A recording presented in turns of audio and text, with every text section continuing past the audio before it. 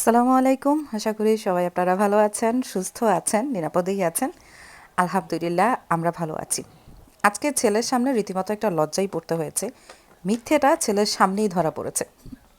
কি হয়েছে বলছি। প্রথমেই সকালবেলা নাস্তা রেডি করছি, আর আজকে বাইরে প্রচণ্ড পরিমাণে বৃষ্টি হচ্ছে। সেই রাত থেকেই বৃষ্টি শুরু হয়েছে। সকালবেলাও আসলে একটানা চলেই যাচ্ছে বৃষ্টি, এরকম অবস্থা। আজকে তাওহিদের বাবার বন্ধ আছে, তো তাওহিদের স্কুল আছে, থেরাপিও আছে।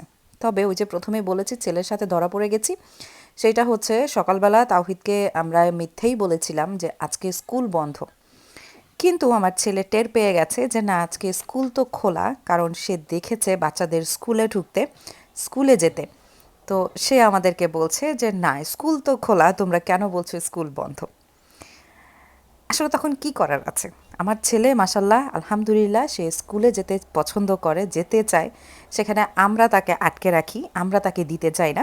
না দেওয়ারও কারণ আছে, কারণ ওর ঠান্ডা জ্বর গেল 2 দিন আগে, এখন ওর ঠান্ডা লেগেই আছে। নাকের পানি কোনোভাবেই বন্ধ করতে পারছি না। আর তার জন্যই আসলে চাচ্ছিলাম না যে বৃষ্টির দিনে ওকে স্কুলে দিতে, কারণ অন্যান্য অনেক বাচ্চারা থাকে। তো ঠান্ডাটা আরও বেড়ে যাবে বা ওর একটু কষ্ট হবে। তো জাস্ট শুধু থেরাপিতে আমরা নিয়ে আসছিলাম। এটা একদম গাড়ির ভিতরে ঢুকে যায়, মানে তখন আর বৃষ্টি ওর উপরে পড়ার কোনো উপায়, মানে কোনো সুযোগ নেই। তো গাড়ি দিয়ে যাব, গাড়ি দিয়ে আসবো, তার জন্যই আসলে আমরা এই চিন্তাভাবনা করেছিলাম। কিন্তু আমার ছেলে যথারীতি আমাদেরকে সকালবেলা একটা বড়সড় লজ্জাই দিল। মিথ্যে বলে ধরা পড়ে গেছি, যদিও বা এটা ঠিক হয়নি। বলা দরকার ছিল যে না, স্কুলে দিব না, কারণ ওরা ছোট ছোট জিনিসগুলি আসলে ভালো খেয়াল করে।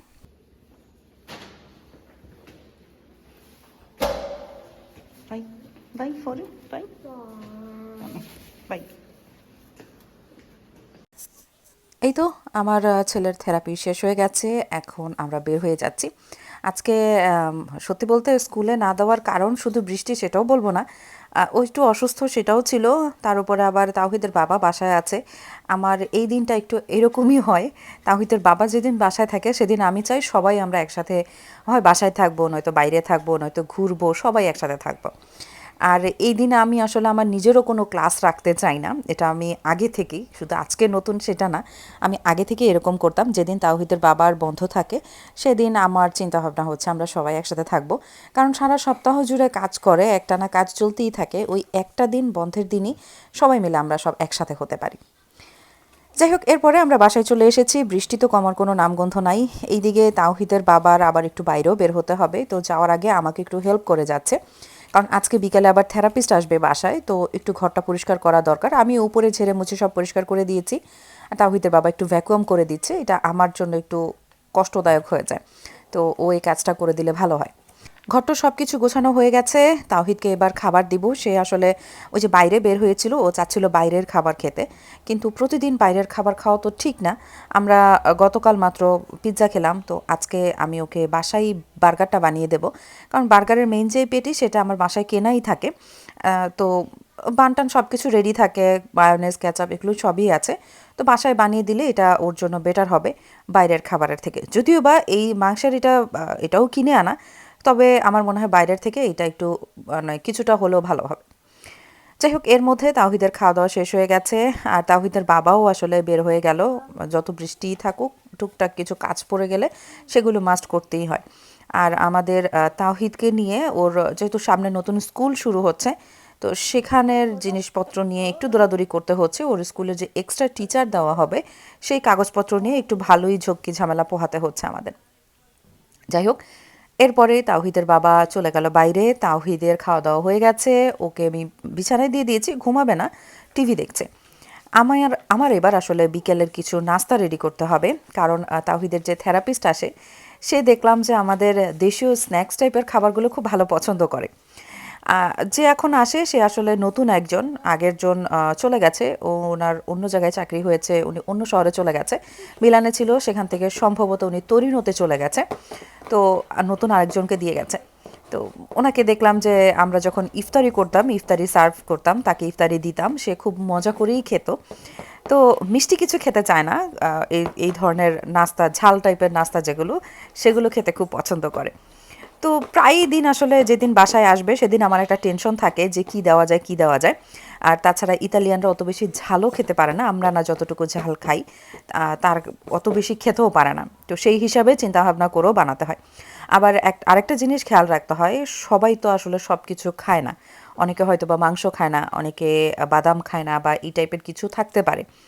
তো আমি কমন আইটেম যেটা সেটা রাখার চেষ্টা করি। আলু দিয়েই আইটেমগুলো আমি বেশি রাখছি এবং এর আগেও কয়েকদিন এরকম আলুর বিভিন্ন পাকোড়া দিয়েছিলাম, আলুর চপ দিয়েছিলাম। তো সেগুলো সে খুব ভালো করে মজা করে খেয়েছে এবং যাওয়ার সময় বলেও যায় যে খুব মজা হয়েছে। তো আজকে চিন্তা করছি আমাদের একদম দেশীয় যেটা সিঙ্গারা সেইটা বানাবো। সিঙ্গারার যেই ডিজাইনটা হয় বা যেই র্যাপটা হয়, যেই আকারে বানানো হয়, সেইটা আমি আসলে অত ভালো পারি না।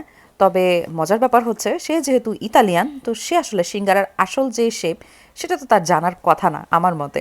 তো শেপে কোনো ব্যাপার না, খেতে মজা হলেই হলো। আমি প্রথমেই ময়দাটাকে রেডি করে নিলাম, সেটা একটু রেস্টে থাকুক। এরপরে আমি আলুটা রেডি করে নিচ্ছি। আমি প্রথমেই প্যানে তেল দিয়ে নিলাম, এর মধ্যে দিয়েছি পাঁচফোড়ন, এর মধ্যে একটা এলাচ, দারচিনি, তেজপাতা দেওয়ার দরকার ছিল, বাসায় নাই। তো সেটা দিয়ে পেঁয়াজটা দিয়ে একটু হলুদ গুঁড়া দিয়েছি, সামান্য একটু আদা বাটা দিয়েছি, অল্প পরিমাণে লবণ দিয়ে ভালো করে নেড়েচেড়ে এই তো ভেতরের যে পুরটা সেটা রেডি হয়ে গেছে। নামানোর আগ মুহূর্তে আমি একটু চাট মশলা দিয়েছি আর একটু টালা জিরার গুঁড়া দিব আর ধনেপাতা দেব। এতেই যেই আলুর পুরটা আছে ভেতরে খুবই ভালো হয়ে যায়, মানে খুবই মজার হয়।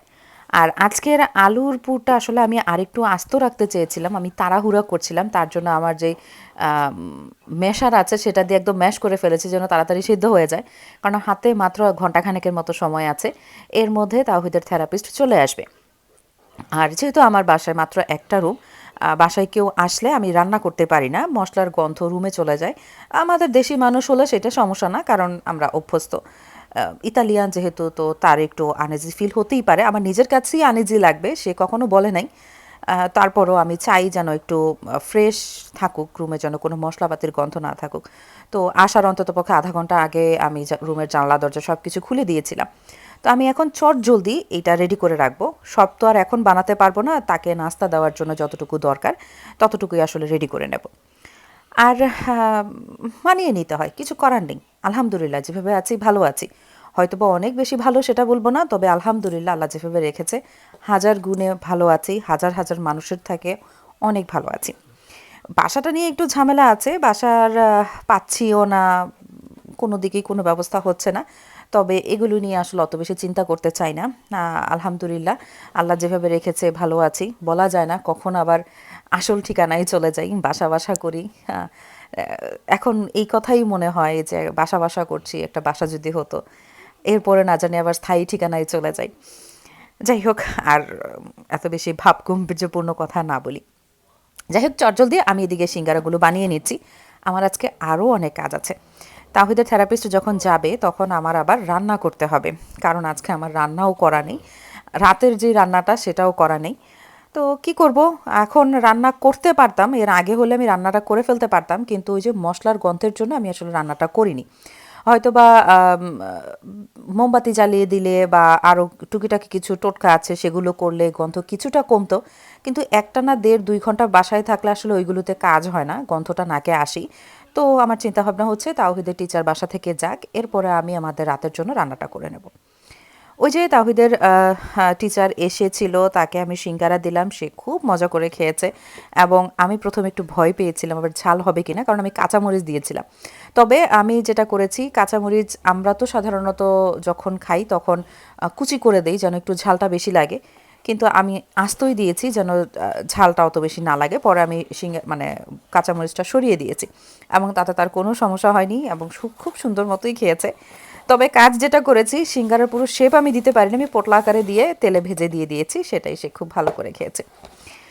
এরপরে তাওহিদের বাবাও চলে আসে, আসার পর আমি আবার রাতের রান্নার বান্নার কাজও শুরু করে দিয়েছি। একদিকে রান্না হচ্ছে, আরেকদিকে আবার তাওহিদের বাবা বাসায় যেহেতু আছে তার জন্য তো একটু নাস্তার ব্যবস্থা করতে হয়, আর যেহেতু সব কিছু রেডিই আছে তো মাঝে আমি একটু ফাঁক ফোকর করে ওর জন্য সিঙ্গারা রেডি করে দিলাম। সিঙ্গারার শেপের দিকে কেউ যায় না, ওইটাকে আমি পোটলা করে দিয়েছি তাড়াতাড়ি করে কাজ সারার জন্য। কারণ এই রান্নাঘরের অবস্থা, রান্নার কাজ এগুলো শেষ করে আবার চটজলদি রান্নাঘরটা পরিষ্কার করতে হবে, তাওহিদকে খাওয়াতে হবে। এরপর দিন সকালবেলা তাওহিদের থেরাপি আছে, স্কুল আছে, তো আমার হাতে সময় নেই। তা এখন খুব সুন্দর করে পরিপাটি করে করব, সেটাও আমার পক্ষে সম্ভব না। যাই হোক, আলহামদুলিল্লাহ রান্নার কাজ শেষ করতে পেরেছি, সব কিছু গোছগাছ করে নিয়েছি। আর বাইরে তখনও একটানা বৃষ্টি হয়েই যাচ্ছে, আর টেম্পারেচার মারাত্মকভাবে কমে গেছে। আমার বাসার হিটারগুলো বন্ধ করে দিয়েছিল, আজকে না গতকাল থেকে আবার দেখলাম যে হিটারগুলো আবার ছেড়ে দিয়েছে। আলহামদুলিল্লাহ, নয়তো যেই পরিমাণ ঠান্ডা পড়েছে, হিটার না থাকলে অবস্থা খারাপ হয়ে যায়।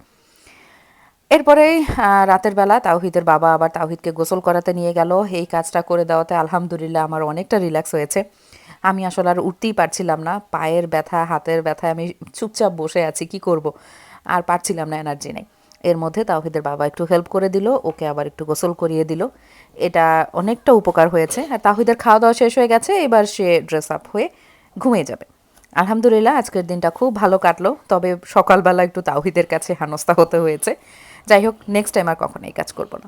আজকের মতো তাহলে বিদায় নেই। আল্লাহ হাফেজ। আল্লাহ হাফেজ।